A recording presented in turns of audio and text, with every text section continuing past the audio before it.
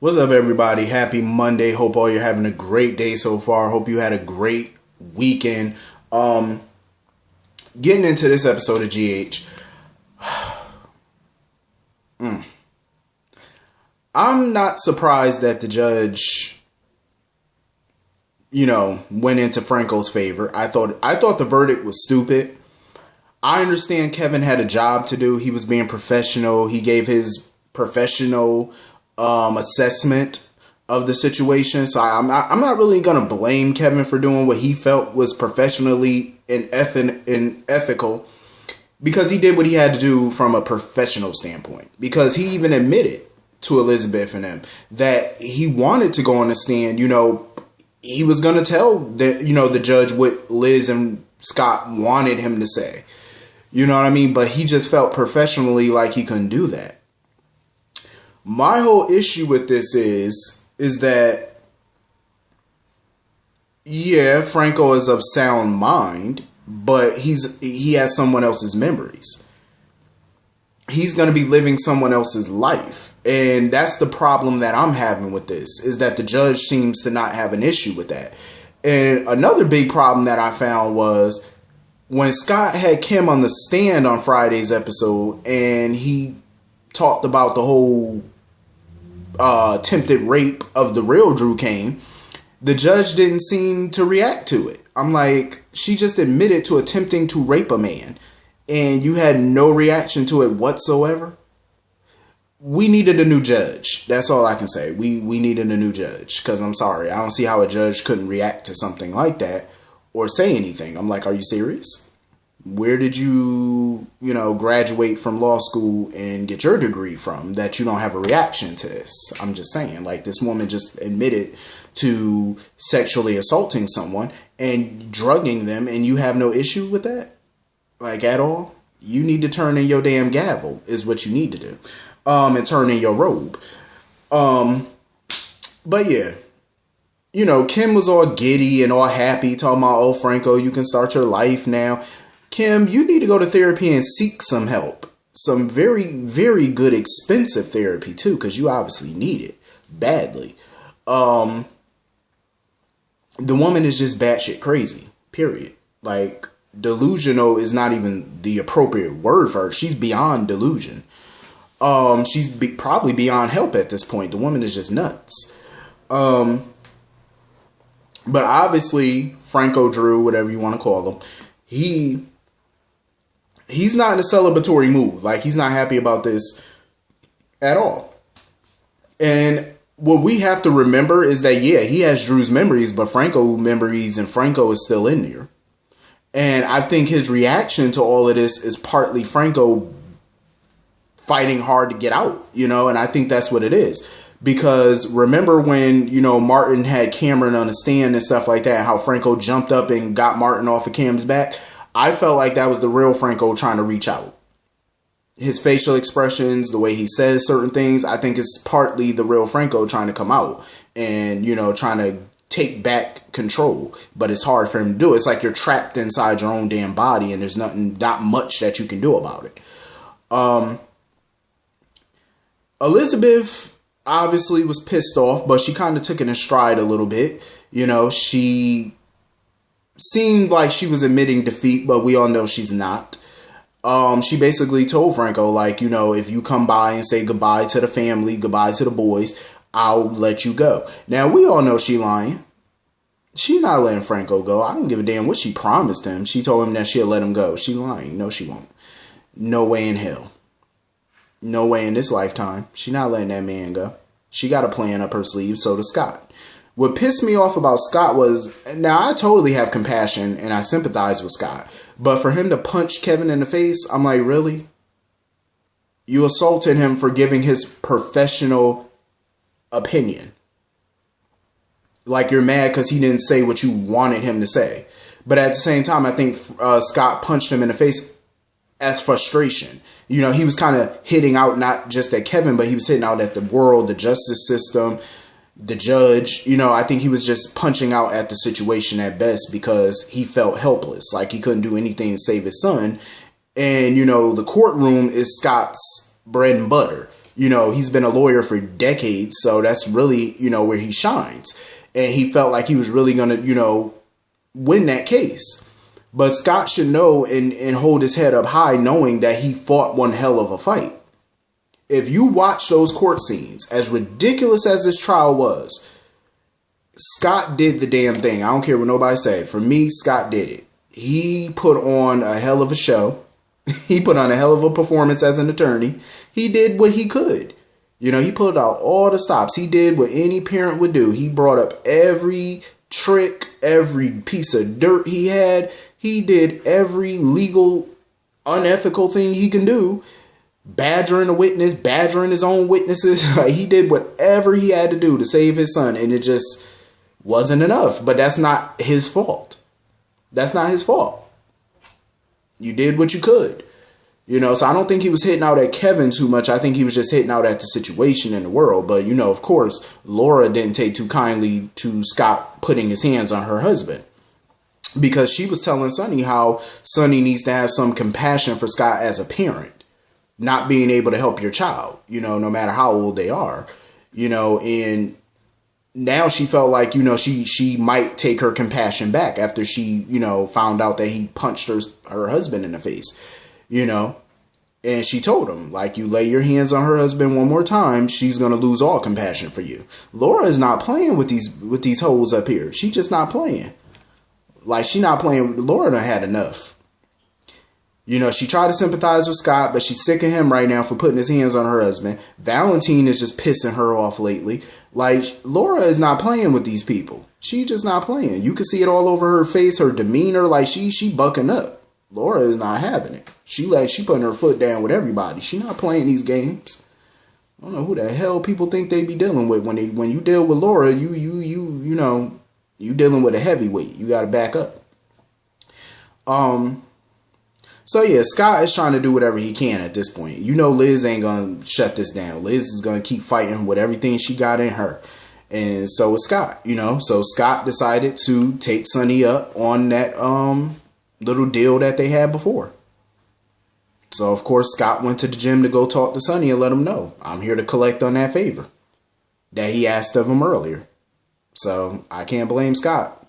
Sonny has been an enemy of his for over 20 years now, and sometimes you gotta, shake hands with the devil, make a deal with the devil. Sometimes it is what it is, y'all do. When it comes down to your kids and your family, you do what you do what you have to do. You might not want to do it, but you have to do it because it's a necessary evil.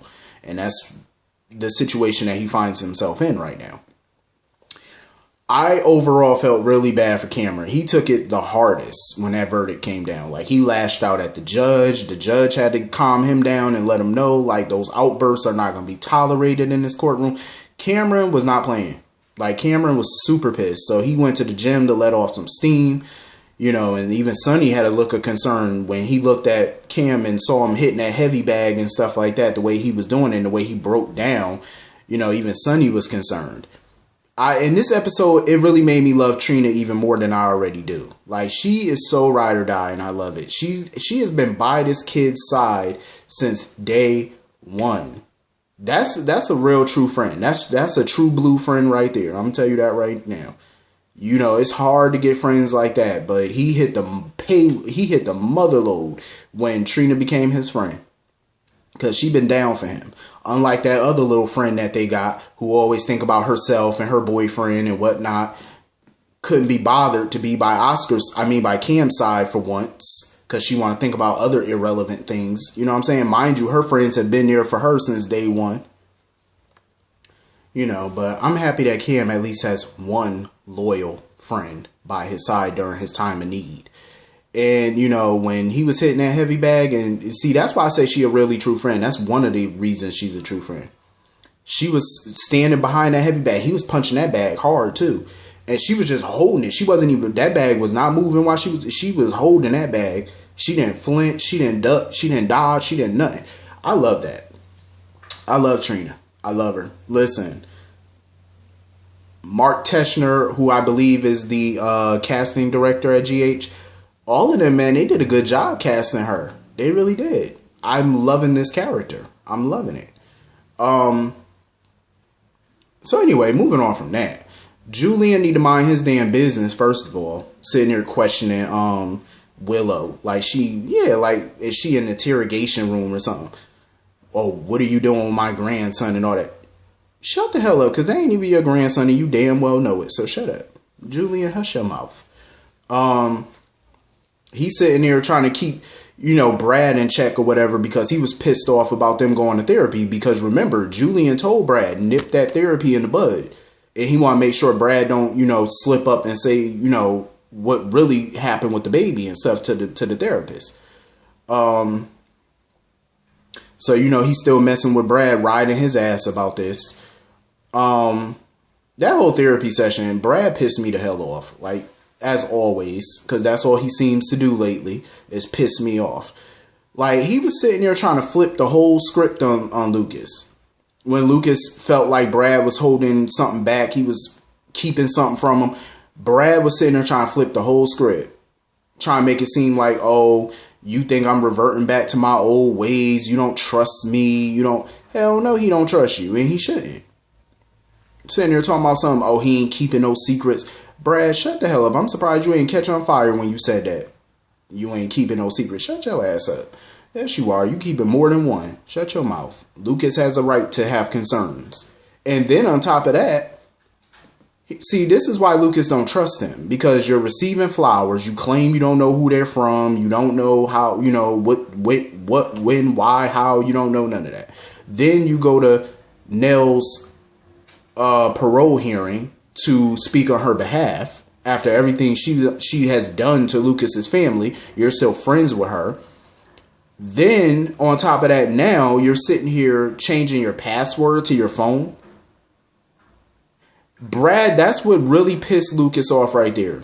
Out of everything that's going on, Lucas really got annoyed by that. Because he was like, what if there's an emergency and Brad's phone is the closest phone to me and I can't even get in your phone because you done changed the password.